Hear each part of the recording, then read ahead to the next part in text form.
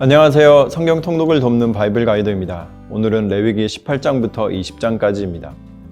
오늘 본문을 한마디로 정리해 본다면 라이프스타일 디자인이라고 할 수 있습니다. 지금까지 주로 제사에 대한 이야기를 해오던 레위기가 이제 본격적으로 삶에 대한 이야기를 하는 것입니다. 이스라엘 민족이 어떻게 살아야 할 것인가에 대한 구체적인 내용 목록이 오늘 본문에 등장합니다. 제사만 잘 드린다고 거룩해지는 것이 아니라 일상의 삶에서도 거룩함이 묻어나와야 한다는 것입니다. 이스라엘 민족이 앞으로 거주하게 될 가나안 지역에는 독특한 문화가 있었습니다. 18장은 그 문화를 배우지 말라는 경고로 가득합니다. 18장은 그들의 풍속을 상세하게 기록하고 있는데요. 대체로 근친상간과 같은 성적인 행위와 관련이 깊습니다. 어머니와의 성관계, 누이와의 성관계, 고모, 이모, 형수, 처제, 며느리, 심지어 손녀와 외손녀와의 성관계를 하지 말라고 되어 있습니다. 또한 엄마와 딸을 동시에 범하는 일, 남자가 남자와 관계 맺는 일, 여성이 짐승과 관계 맺는 일을 엄금합니다. 입에 올리기도 거북한 이런 일들이 가나안 땅에 종교라는 이름으로 성행하고 있었습니다. 25절의 표현에 따르면 땅이 그 주민을 토해버린다고 합니다. 땅이 역겨움을 느끼고 구역질을 하는 것입니다. 이런 문화를 가진 사회의 가정과 개인은 어떤 삶을 살았을까요?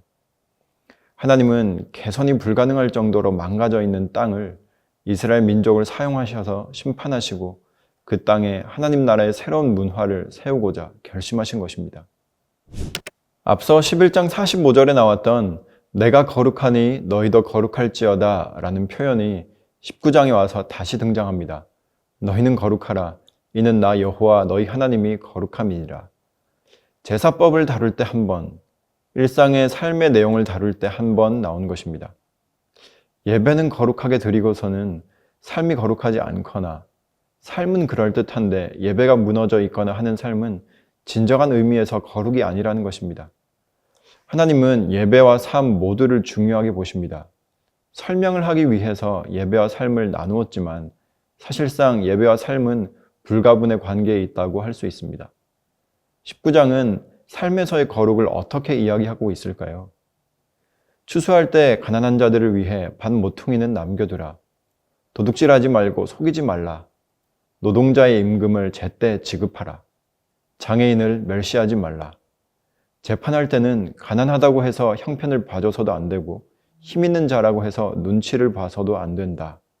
이런 것 등등 다양한 거룩의 모습을 말씀하고 있습니다. 그렇다면 거룩의 최절정은 무엇이라고 할 수 있을까요? 18절이 그것을 이야기하고 있습니다. 내 이웃 사랑하기를 내 자신과 같이 사랑하라. 결국 하나님이 말씀하시는 거룩이란 사랑이라는 것입니다.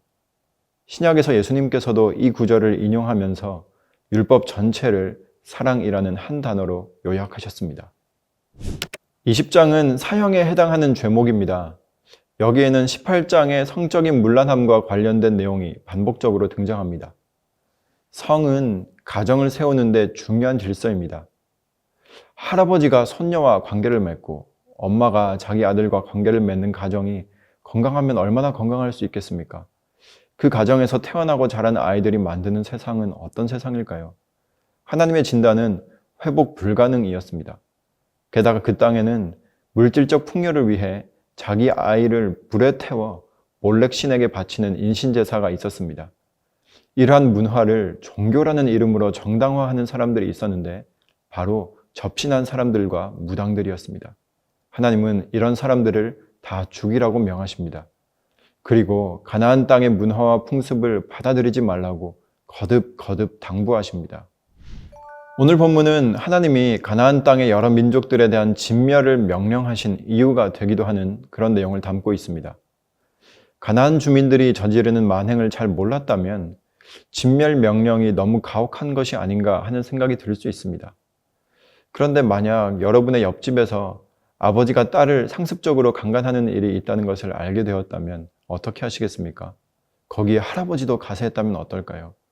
그 가해자에게 관용과 자비를 베풀기보다 공권력을 동원해서라도 처벌해야 하는 것이 맞습니다. 처벌 정도가 아니라 천벌을 비는 분도 계실지 모르겠습니다. 가나안 땅에 대한 진멸은 천국의 공권력이 동원된 천벌이었습니다. 그 결과 그 땅이 주민을 토해내게 된 것입니다. 어쩌면 이 시대 우리가 딛고 사는 땅도 인간을 토해버리고 싶을 때가 있지 않겠습니까? 우리가 지켜야 할 규례는 무엇이고 멀리 해야 할 죄는 무엇인지 오늘 통독 본문의 내용에 비추어 생각해 봅니다.